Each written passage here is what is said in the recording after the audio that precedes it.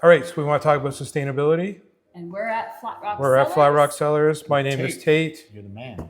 So sustainability of Flat Rock's vision right from the start. So all the planning from this place right back when they got the property in 99 was for that sustainability mindset. Examples on the property. It's the big pond out here. So we created this wetland on the property. It's actually the horizontal heat exchange for the geothermal system. Cool. So you literally, instead of trying to go through all the limestone in the side of the escarpment, build it 10 feet below the pond.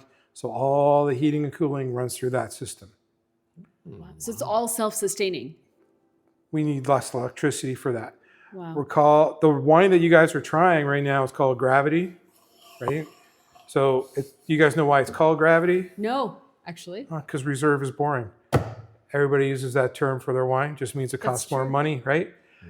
So Gravity is the term we use because it's our winemaker selection. So the winemaker tastes and evaluates all the wines with the owner, and they pick what's going to become our top tier capstone wine. The name Gravity is because production's right here, and it's built straight up and down, and it's a gravity flow winery. So there's no pumps. So from harvest level to 5 tiers down to underground barrel cellar, gravity flow from one level to the next. Oh, that's brilliant. Right, so now you're reducing energy costs, preventive maintenance costs, all those things. Yeah.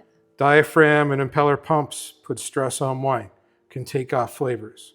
So now you're keeping all your flavor profile at a higher level. More oxygen can be pushed into a wine at that point, so you can increase your volatile acidity as well. So you've really brought science to the art of winemaking. Yeah, but it's kind of just the way it used to be, right? The monks had their monastery on the top of the hill. It wasn't to be closer to God, it was so they could get their wine in barrel.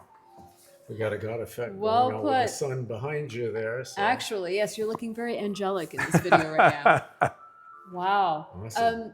So from your perspective, sustainability and the wine industry. They should go together, right? So the mindset here is everything that came out of the ground goes back in the ground. Nice. Because you're constantly trying to develop this healthy soil structure. The Niagara Escarpment's a unique biosphere, protected. Try to give everything back you can that way, right? Monoculture agriculture, like corn, everything, is never the greatest thing for your environment. So do everything you can to give back. So between our rows, you can see one's green and one's brown right now. So the green one, you can see there's all these tall feathery things sticking out of the ground. Those are all daikon radishes. So is that companion planting? Is that It's the idea? actually, Is it it's rotating crops? crop rotation. So the daikon radish gets to be about that big around, bores into the clay, creating drainage, natural core aeration for the soil, promoting nitrogen fixation. Which is what your grapevines need. So we had these nutrients back. The other side was got all sorts of other cover crops planted. And then as soon as harvest was done, it was disked over so it can all break down. All the microbes and bugs and worms can create a healthy humus by breaking all that down. So sustainable, organic, biodynamic. What does it all mean? Biodynamic, you're a crazy person. I like that answer. I like that. That's honest. Yeah. So organic means that you're not gonna make any money.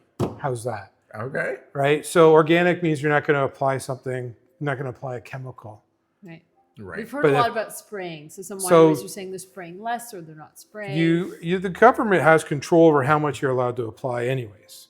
So everyone, if you're following the rules, because you can't even buy certain things for that reason. Correct. If you're following the rules, you're not going to harm anything anyways. But if we have a leafhopper infestation and we don't want to lose growth, we're going to nuke it to make sure we can still grow. Sure. Right? It doesn't mean it's going to ruin the vines. But if you want to be organic, everybody around you has to be organic. You can't control that. Yes. Because it spills over, I guess. Exactly. So there's factors. Ontario's weather is not the most stable. So speaking of which, we had the first time in 56 years on November 9th, 10th, somewhere in there, more than 5 centimeters of snow. First time in 56 years. So what did that snow dump do? For if this anything, region, for here? almost everything was already harvested. Okay, so everything was in. If anybody was doing anything, you got ice wine you're dealing with, but it wasn't cold enough yet. And probably some guys that are still trying to bring in some Cabernet Sauvignon. Okay. And what about late harvest? Well, that's if you were going to wait, you'd be checking your bricks level, right?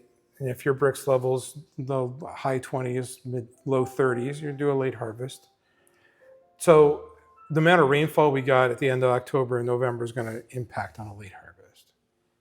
Interesting. And what do you foresee for next season based on this year's crop that was harvested? This year is going to be an amazing vintage. We've heard that for reds. Well, so it depends on what you're growing. Because we only grow Pinot, Chardonnay, and Riesling. We make some great wines out of that. And I can tell you this year, because of that low rain, dry season, and then September continuing that on, we didn't sort any fruit. Fruit was so clean, we handpicked and just put it right into the stemmer, and off we went. Wow. And you don't crush with stems, right? You separate?